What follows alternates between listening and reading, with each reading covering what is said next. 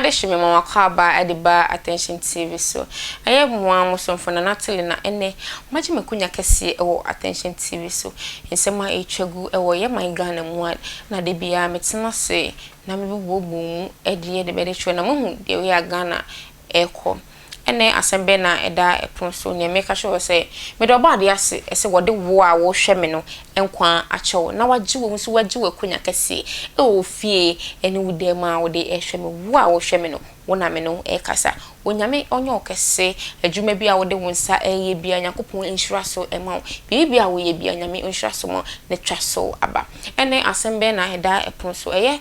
ma wanko bia osi anye debe yanko ene debe taxi driver wasori anopa akọ na dwuma so wakohye ne nkwanhie wu okoye ne ye anase wankwa ena eye arehusem we eye abo efo mumie enko na yenkotie ne eba ya ema taxi driver no ekohye ne nkwanhie wu ewo circle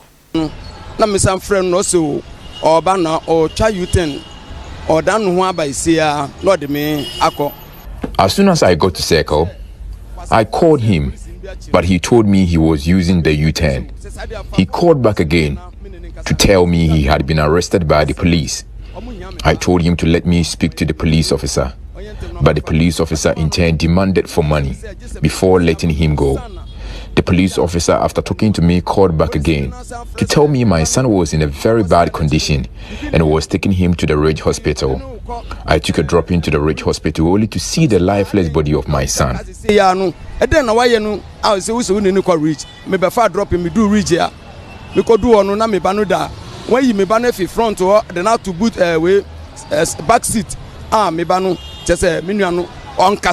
When the news team arrived at the scene,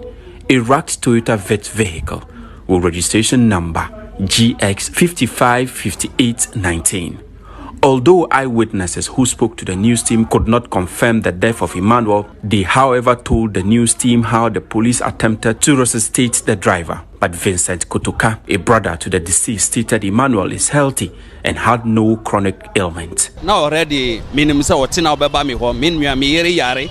na mina ne kasa waso obeba watina. He had called earlier to inform me he was going to visit because my wife was sick, and so I was expecting him. I was in the midst of a funeral when I was told my brother was dead. In fact, I was shocked upon hearing the news. 5 good years in my trip to Medina to Accra, and I'm a Eiii Taxi, sir. Me who be da, and I'm in Tvgh. Sir, uti driver ni na bibi kosu o kanuma, ana who a bono na bibi kosua. This is to meet a denuko hospital. The family is therefore calling on the Ghana Police Service to, as a matter of urgency, swiftly investigate the cause of Emmanuel's death and for justice to be served. I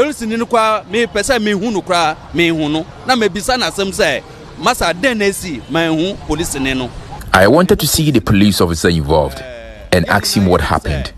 but I could not see him. I am pleading with the Ghana Police Service to investigate the cause of my brother's death and let justice prevail,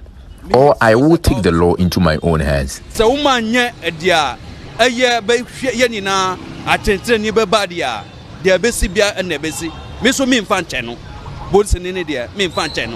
Meanwhile, the case has been reported to the Accra District Police Command, whilst the body has been deposited at the Greater Accra Regional Hospital, also known as the Ridge Hospital, for autopsy and preservation. Mesamo makwa babiem ediba attention TV so mwa maso makwa kotie ena mahwene e course no enti oh my Ghana yebeye day ena yeyi nkate bone no e de free nkate papa nim eye police ni a wo che taxi driver ne papa efre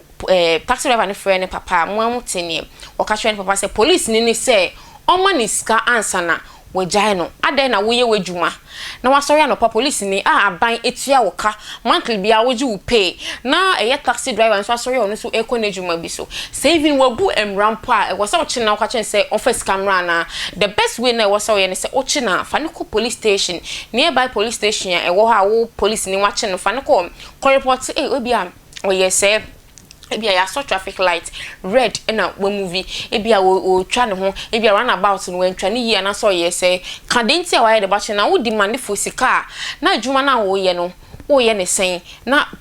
my Ghana na wo som no osom papa na wo de som Ghana na ye osom papa na wo de som Ghana so bosome aban ebeti oka ede na moma ye ebo ye de mu nyina afra na ye ebo police fo bone ene mo jeje 11 cedi ene mo ye se ene police ni de onyachewa wa amani bibia onye de be onja wo mo amoye nipa bone fo nkate bone na ye de ye nkwan a ni ye di mo aye de be afre mu na ye de be ye di no na mo koso sa de we nyina enwa mo na me bompa ye se sa asem we ababetu dwana ye nyina ye bobo ho ama obi baw obi kunu etinya ye de be agu afri atasefo asase be ma wasori ekwakwa ye nedjuma ni one na busuafo ebedi na akoso sa de we nyina ye wo oh my god ma ye we ma de srede a me de to eye dampare anim ni se asem we ababetu dwa de onye de be onye binam nim se dampare ebe bibi afam nyakopon hwa no nyokese sa wo jemre na wo ne me ehwe ewo attention TV so makram